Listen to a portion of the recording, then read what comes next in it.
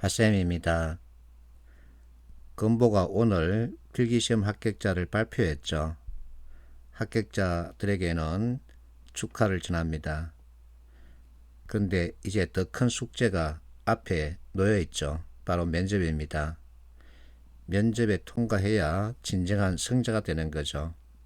그래서 면접 전략을 잘 짜야 하는데 어떤 답변 어떻게 할 것이냐 준비 잘 해야 되겠죠. 지난 5월 8일입니다. 내 수업에 참여했던 학생이 이번에 건보에 도전해 보겠다고 하는군요. 자, 이 친구는 현직자입니다. 여러분들이 가고 싶어하는 철도 관련 공기업에 근무하고 있습니다. 결국은 코레일, 소교공, 부산, 대구, 대전, 인천 이와 같은 철도 회사에 속해 있다는 얘기겠죠. 자, 이 친구가 오늘 합격 소식을 보내왔습니다. NCS 문제는 60개 가운데 45개 맞았다고 하는군요. 100점 만점 환산하면 75점 정도 되겠죠.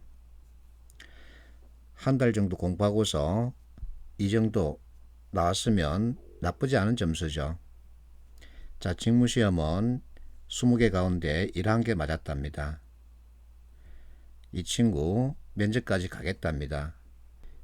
이 친구가 면접에 참여하는 목적은 이직이 아닙니다.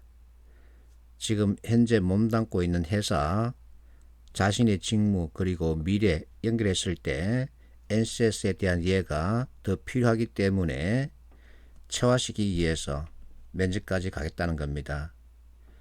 자, 건보 면접을 앞두고 있다면 건보 면접의 특성에 대해서 이해를 잘 해야 합니다. 나는 이렇게 생각합니다. 자소서와 면접 질문 항목 건보만큼 잘 만드는 곳은 대한민국에서 없다고 이렇게 말합니다. 참 잘 만듭니다.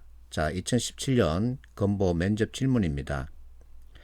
어떤 정보를 받았을 때 누구에게 묻거나 자료를 찾지 않고 올바른 정보인지 어떻게 확인하겠는가?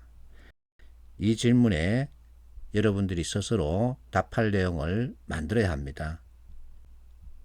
그래서 내가 체계적으로 조직화된 틀을 익히라 하고 잔소리하는 거죠. 자, 건보 자소서를 보겠습니다. 윗사람으로부터 어려운 업무를 지시받아 수행했던 경험을 들려주세요. 당시 상황과 이 사람이 지시한 내용을 기술로 하고 본인이 이 사람의 의도를 명확하게 파악하기 위해 실시했던 노력을 구체적으로 서술해 주세요. 이 면접 질문과 맥락이 같죠.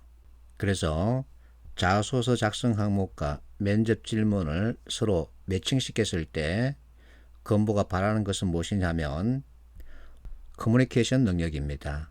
그렇다고 해서 뛰어난 능력을 요구하느냐? 그렇지 않고 원만한 능력을 갖췄는지 이걸 보고자 하는 겁니다. 아주 뛰어난 능력을 요구하는 것은 아닙니다. 자, 그러면 실제 산업 현장으로 들어가 볼게요.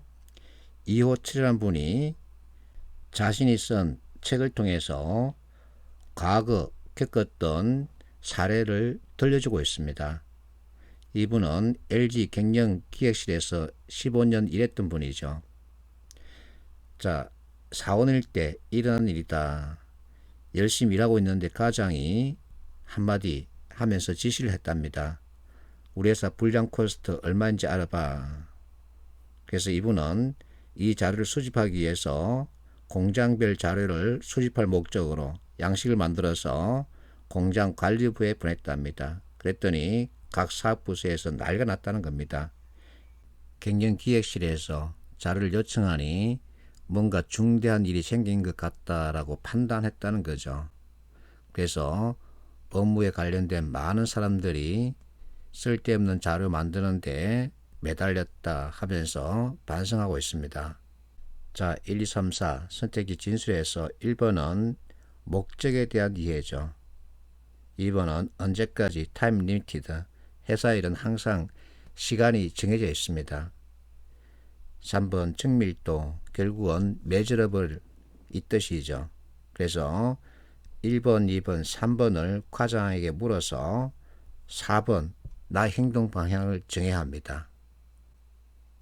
그래서 문서 이해 프로세서 목적부터 먼저 파악해야 합니다. 1번이 목적에 대한 이해죠. 자, 1번, 2번, 3번 과장에게 물어서 과장에게 답을 바꿔서 이제 내가 어디로 가면 여하튼 자료가 있는지 확인하는 거죠.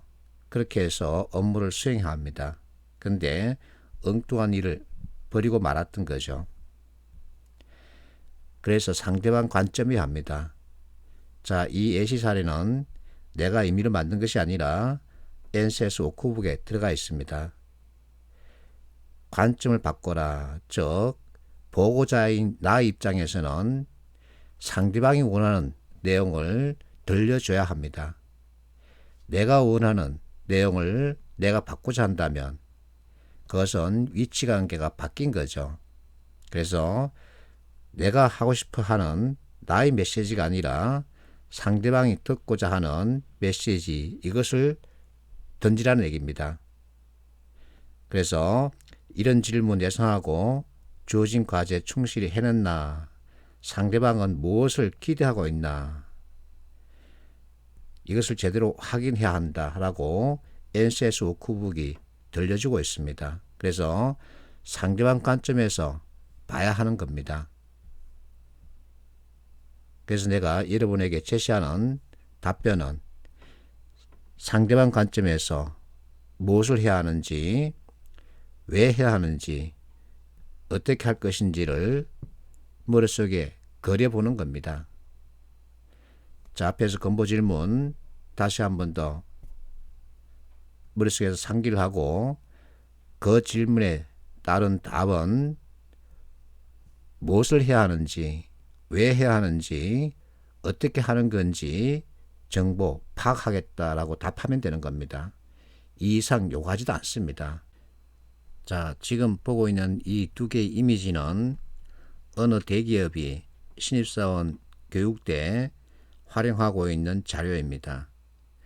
내가 이것을 발견한 시점은 10년 정도가 지났습니다. 기업들이 이미 신입사원들에게 why, what, how를 요구하고 있는 겁니다. 자, 작년 2월 25일입니다. 내가 일관계로 나이스 신용정보에서 자료를 하나 받게 되었습니다. 그 자료를 받았더니 어떤 특징이 눈에 들어와서 특강에 참여하고 있는 학생들에게 자료를 보여주고 특징을 잡아보라고 그랬죠. 자, 자료를 펼쳤습니다. 제목에서 why가 나왔죠. what입니다. 그리고 how죠. 마지막에 if입니다. 이제 산업 현장에서 거의 why와 how, if를 실제 사용하고 있음을 그대로 보여주고 있습니다. 이렇게 why와 how, if를 익히면 NCS 객관식 문제 답을 찾고 그리고 실제 면접 현장에서 why, what을 던질 수 있는 겁니다. 2018년 자, 국토전공봉사 합격자인데 면접 때 면접관들이 what, why로만 답하라고 요구하고 있답니다. 이게 현실이죠. 그래서 내가 자꾸만 이 네 가지 틀을 익히라고 학생들에게 얘기하고 있는 겁니다. 여러분들이 보고 있는 문제, 지문은 아무나 쓴 글이 아니죠. 전문가들이 쓴 글 가운데서도 아주 잘된 것을 제시하고 있는 겁니다. 그러면 전문가들이 글을 쓸 때 어떻게 쓸까? 이 네 가지 틀 중에서 하나를 선택합니다. 이것을 익히면 이제 내가 답을 찾는 데 필요한 정보만 골라서 볼 수 있는 거죠. 그래서 읽다 관점이 아니라 보다 관점이어야 합니다. 자, 사부 구성과 포스텝인데 맞다, 그렇다, 그러나 내 의견 왜냐면 때문이다. 그럼에 따라서 어떤 글이든 이 틀에서 벗어나면 글이 허전해집니다. 하나라도 있어야 글이 완성됩니다. 그리고 포스트앱은 앞에서 봤듯이 why, what, how, if 이 형태로 구성된 글을 말합니다.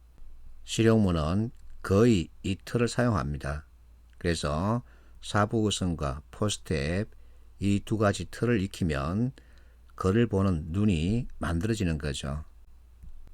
자, 어쨌든 이론에서 비롯된 개념이 있습니다. 이 개념을 익히면 산업 현장을 보는 눈이 아주 맑아집니다.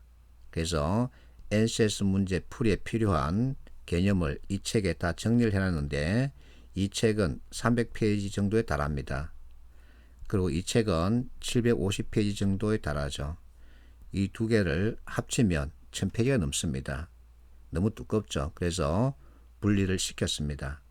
자, 개념에 따른 이해를 바탕으로 산업 현장을 보면 그만큼 많이 풀 수 있고 또 정확하게 답을 고를 수 있죠. 이렇게 하면 최소 비용, 최대 효과를 꾀할 수 있습니다. 그러면 이제 면접으로 가는 열차 기분 좋게 탈 수 있죠. 파이팅 하십시오.